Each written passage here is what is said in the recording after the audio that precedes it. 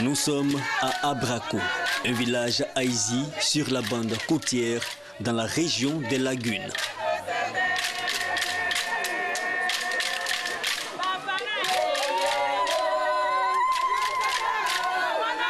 Deux moyens de transport s'offrent aux visiteurs pour se rendre à Abrako, par voie terrestre ou par voie lagunaire. Si la voie terrestre semble très difficile à emprunter du fait de l'état très défectueux des routes menant à la plupart de tous les villages depuis l'autoroute du sud-ouest, la voie lagunaire offre par contre une expérience unique de voyage pittoresque et romantique.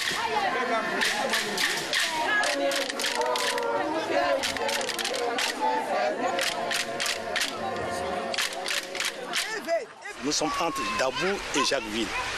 Et pour y arriver, il faut passer par Dabou, qui est l'accès le plus facile et le plus rapide.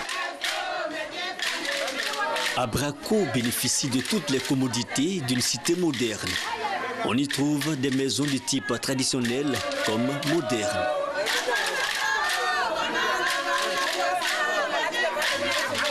Ce qui est surtout frappant, c'est l'organisation architecturale du village qui obéit à un schéma directeur bien précis. Chantier d'adduction d'eau, projet d'extension du village, lotissement des terrains villageois et bien d'autres originalités. Cette organisation architecturale révèle une bonne organisation sociale, économique et politique du village. Abrako vit essentiellement de la pêche.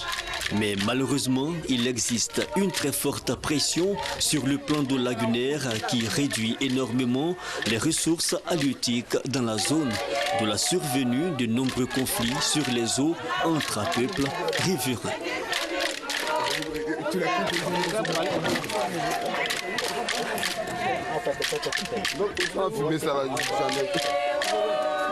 Les Haïzis font partie, comme tous les peuples lagunaires, du sud des Akans lagunaires.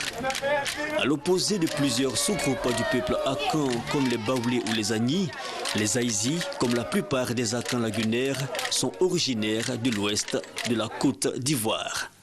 Lorsqu'ils ont quitté Adida jusqu'à ici, selon les traces des éléphants qui suivaient, sont arrivés à Yorobo, de Yorobo jusqu'à Kosrou, de Kosrou jusqu'à Toupa, de Toupa jusqu'à ici. Donc arrivé ici, quand il a fouillé la lagune, il a trouvé que le lit est bien, les enfants peuvent jouer dedans jusqu'à sortir. Mais dans les autres coins qui sont arrivés là, il trouve qu'il y a des coins qui sont profonds. Donc les enfants ne peuvent pas jouer ici. L'organisation sociopolitique du pays Haïti est d'abord basée sur la famille. Il y a trois grandes familles dans ce village. La grande famille de Bache-Bossou, la grande famille d'Acha-Bossou et la grande famille Djoupra-Bossou.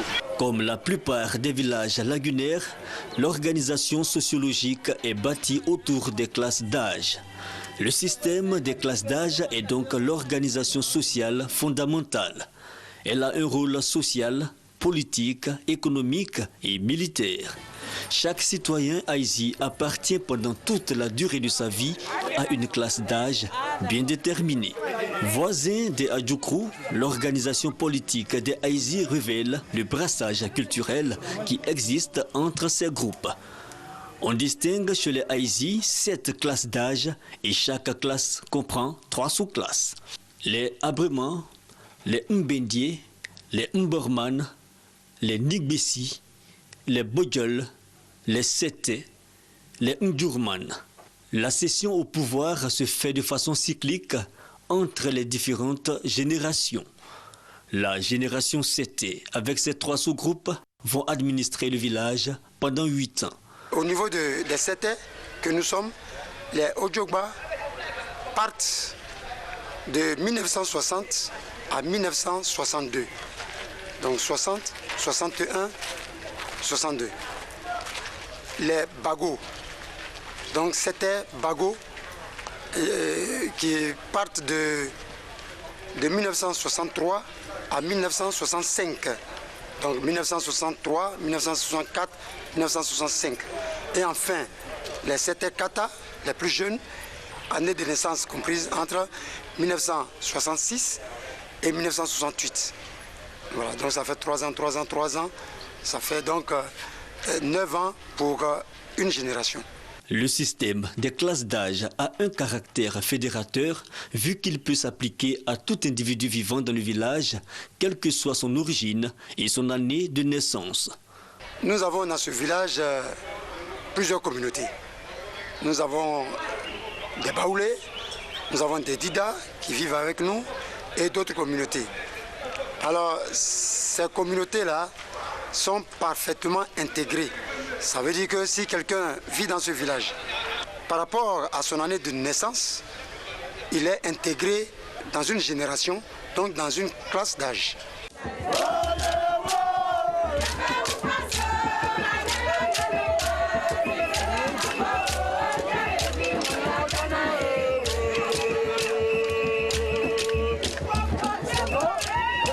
Nous sommes à la veille de la fête en l'honneur des Sétés, les nouveaux régents du village.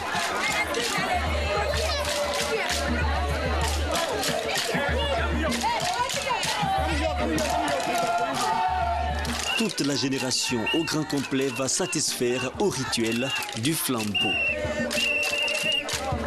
Les flammes sont supposées consumer toutes sortes de malédictions visant le village. La procession se déroule dans l'artère principale du village qui sera empruntée le lendemain par les mêmes individus présents.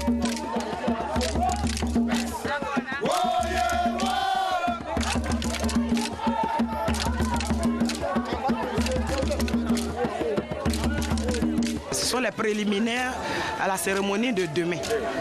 Parce que demain, nous fêtons la sortie et la présentation de la génération 7. La génération 7 a reçu le flambeau pour gérer les affaires courantes du village, c'est-à-dire assurer la police villageoise. Et cela ne regarde que les hommes. Mais nous, les femmes, nous devons d'accompagner nos hommes, ceux de la génération.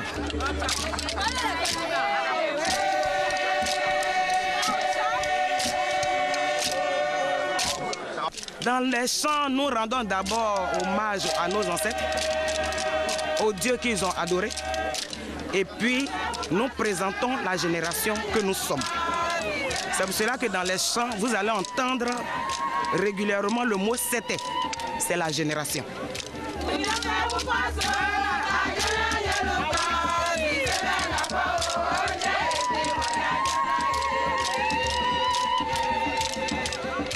Avant, lorsque nous étions chez les Dida, nos ancêtres étaient chez les Dida, l'hérédité se faisait de l'oncle au neveu. C'est-à-dire, le fils de la sœur héritait de son oncle.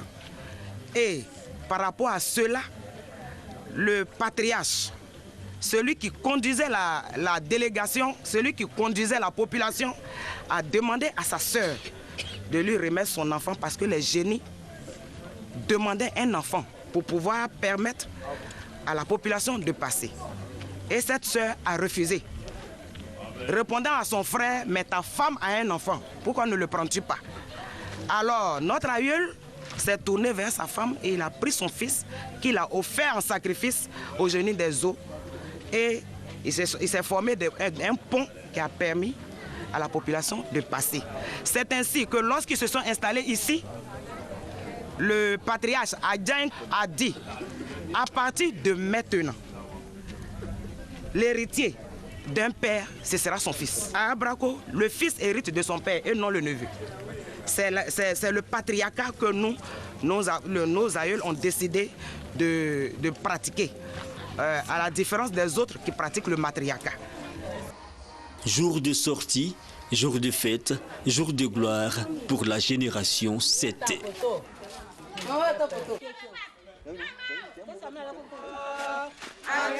Ce jour est aussi le jour de souvenir pour tout le village.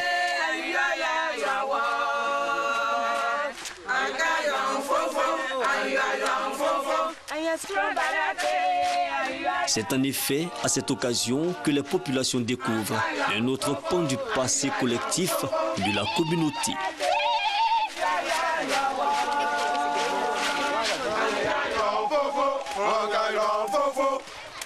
Nous nous souvenons des combats que nos parents ont menés pendant leur parcours jusqu'ici. Ils ont eu à combattre plusieurs peuples. C'est un peu cela que nous sommes en train de montrer. En même temps, couplé avec ceci, nous montrons les activités du village. La pêche, le travail de la brousse, ainsi de suite. Donc, vous voyez que je tiens une pagaie ici pour montrer que nous sommes un peuple de pêcheurs. Vous voyez les paniers des femmes qui expliquent leurs travaux champêtres. Le charbon mis sur le visage représente un camouflage comme le faisaient nos parents, nos ancêtres quand ils combattaient. Pour se cacher, ils se camouflaient donc avec du charbon, avec du kaolin, ainsi de suite, pour faire corps avec la nature. Nous commémorons aujourd'hui un peu le souvenir des nombreux combats que nos parents ont menés pour leur survie, pour pouvoir s'installer tout le long du parcours depuis le pays d'Ida jusqu'ici.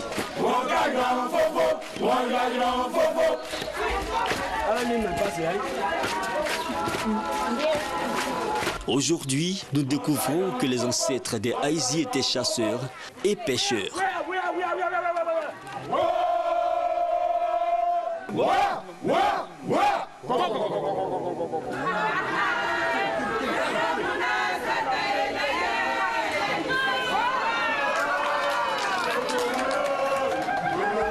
Aujourd'hui, Abrako ne vit que de la pêche.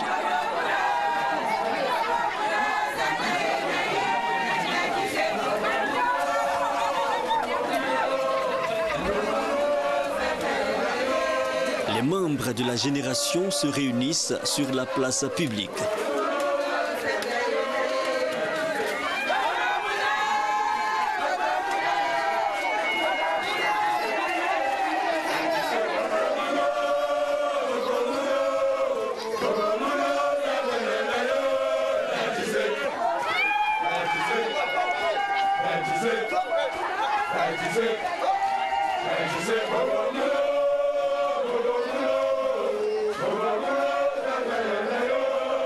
Le passage de toute la génération est obstrué par des membres de la génération cadette qui doit prendre le pouvoir dans 8 ans. Les Sétais sont donc soumis à leur première épreuve de bravoure sur la route du trône.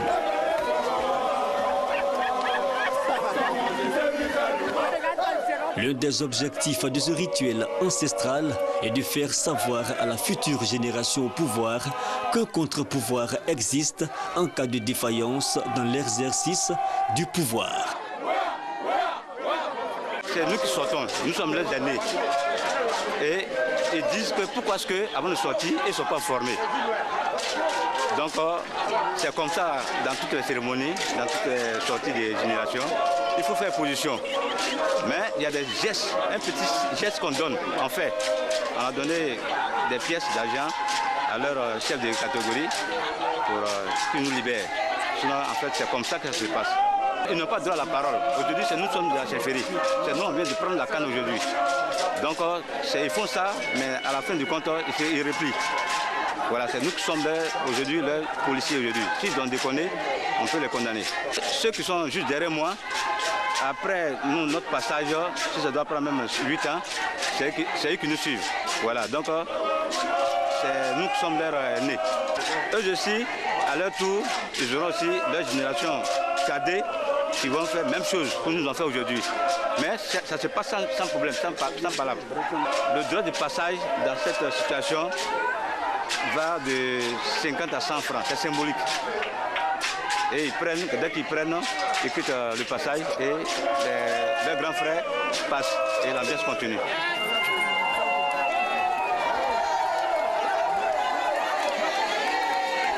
Il peut ainsi arriver que le mandat des 7 soit ramené à 6 ans au lieu de 8. Tout le monde est donc averti.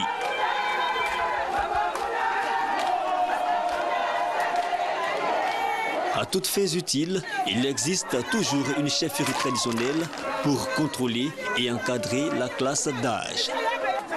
Ce passage de flambeau à la génération 7 est purement coutumière. C'est-à-dire que c'est une génération qui est sous le pouvoir du chef et du chef des terres. Cette génération qui a pris le pouvoir a un rôle précis, celui de la gendarmerie et de la police du village, pour en quelque sorte veiller sur la situation du village, pas pour suppléer les chefs. La génération peut poursuivre son chemin jusqu'à la place publique, lieu où doit se dérouler la cérémonie de prise de pouvoir. L'une des caractéristiques du pouvoir traditionnel en pays haïti est le port du chapeau comme attribut du pouvoir. Une fois qu'il y a une fête, tout le monde s'apprête. Et le chapeau que vous voyez sur ma tête là, quand tu n'es pas à l'âge de porter ce chapeau-là, tu ne peux pas porter le chapeau. Une fois qu'on crie pour aller à l'arbre à palabre, comme nous sommes des rois maintenant du village, c'est nous qui avons le droit de porter le chapeau sur la tête. Comme les jeunes là, ils jouent là, ils ne peuvent pas porter sur le chapeau pour venir à l'arbre à palabre.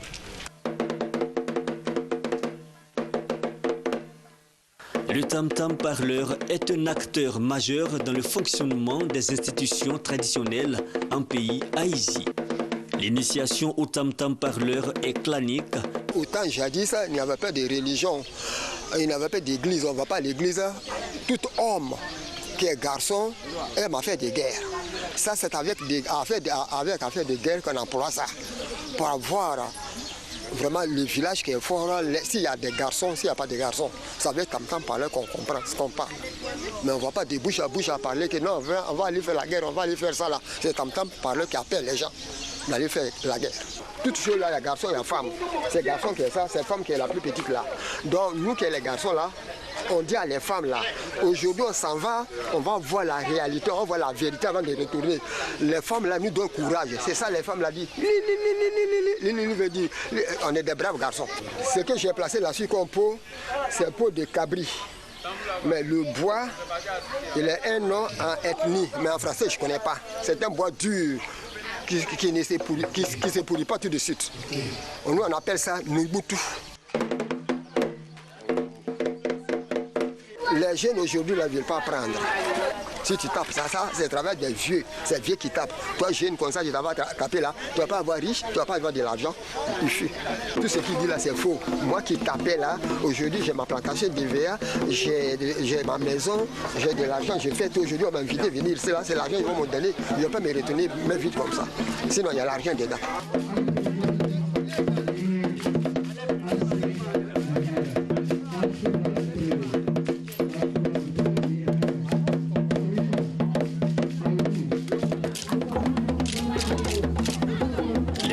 De la génération 7 font leur entrée sur la place publique par classe d'âge en présence des parents, amis et connaissances.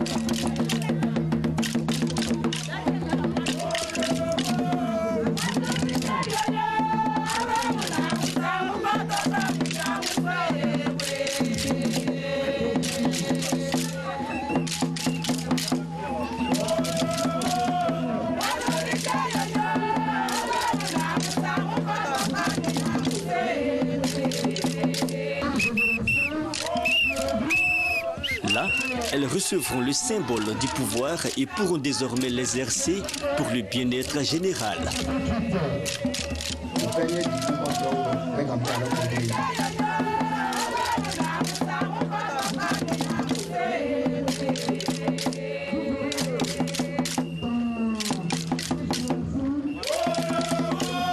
Désormais, les 7 auront le droit, mais aussi le devoir de siéger à toutes occasions sous l'arbre à palabre.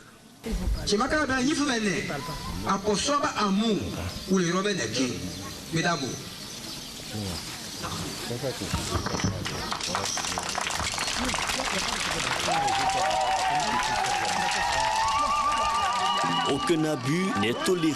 L'exercice du pouvoir doit converger donc vers un bonheur individuel et collectif de toute la communauté.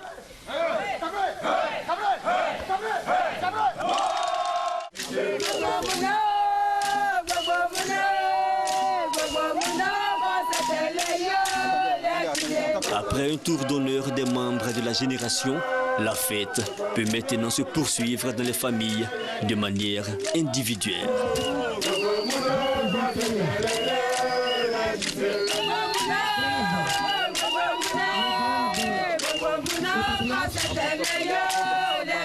C'est nous qui jouons le rôle de police, donc c'est la police coutumière, et nous avons obligation d'apporter un peu de soins à la vie du village. C'est ainsi que nous contrôlons le balayage quotidien au niveau du village, au niveau de toutes les rues du village. Nous contrôlons aussi l'eau potable, l'eau à boire donc dans les maisons, parce qu'il faut que chaque ménage ait de l'eau potable à boire. Voilà. Nous contrôlons tout cela. Nous contrôlons les vaisselles. Nous contrôlons les vaisselles et tout. Donc, et au niveau de la scolarisation, nous faisons une campagne de porte à porte, j'allais dire de famille à famille, pour exiger, pour demander donc aux parents d'aller scolariser les enfants. C'est pourquoi nous avons notre école primaire a évolué de 6 classes à 12 classes aujourd'hui. Donc ce sont des actions que nous faisons pour le développement du village. La génération 7 est désormais maîtresse de son destin. Elle a 8 ans au plus de gestion du pouvoir pour impacter positivement la vie du village, et c'est dans la liesse populaire que tout le village vient assister à la parade finale sur la place publique de la génération 7.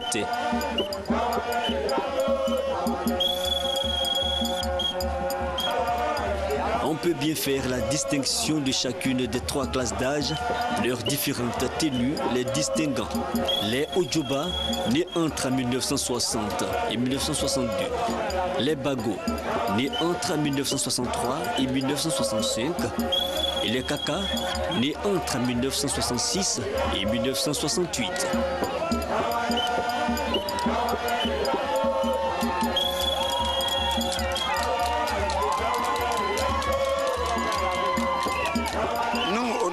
d'Abrako et au niveau de notre génération, la génération 7, nous sommes parfaitement organisés au niveau d'Abidjan. Cette organisation se retrouve aussi au village puisque nous avons une représentation au village qui nous rend compte au jour le jour de toutes les activités qui se mènent au village. De sorte que nous pouvons intervenir quand il y a difficulté au village. Donc, nous ne sommes pas coupés du village.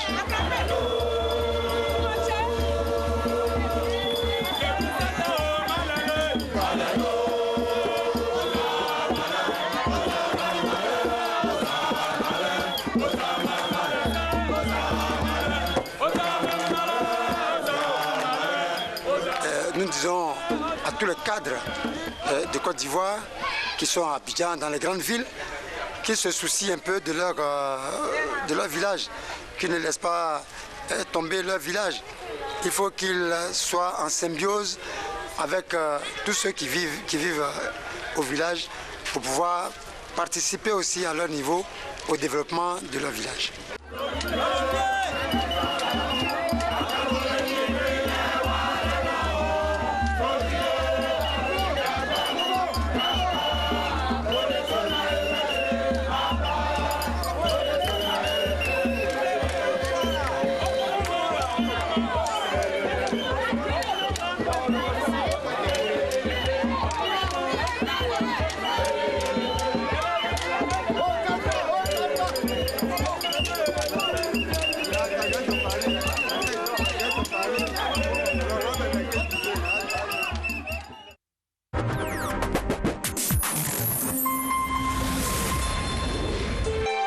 RTI 1, la chaîne qui rassemble.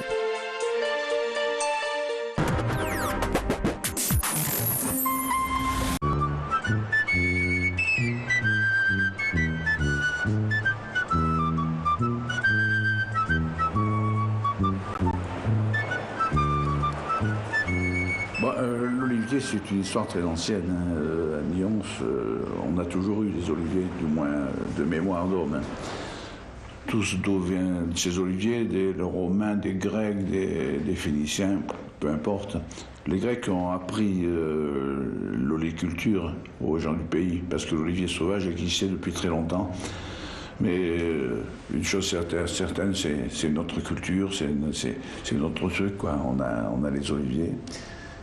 Dieu merci.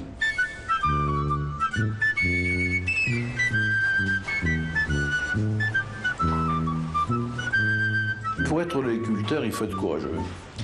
Il faut être courageux parce que tous les 30 ans, tous les 50 ans, tous les 20 ans, il y a un gel terrible, qui supprime un certain nombre d'oliviers. En 1929, j'avais 6 ans. Et je me rappelle, mon père est rentré un jour à la maison en disant « les oliviers sont morts, c'est une catastrophe ». Les paysans entendaient pleurer les oliviers cette nuit. Parce qu'effectivement, quand le bois d'olivier, la sève qui est à l'intérieur se casse, l'olivier pleure. Et il a dit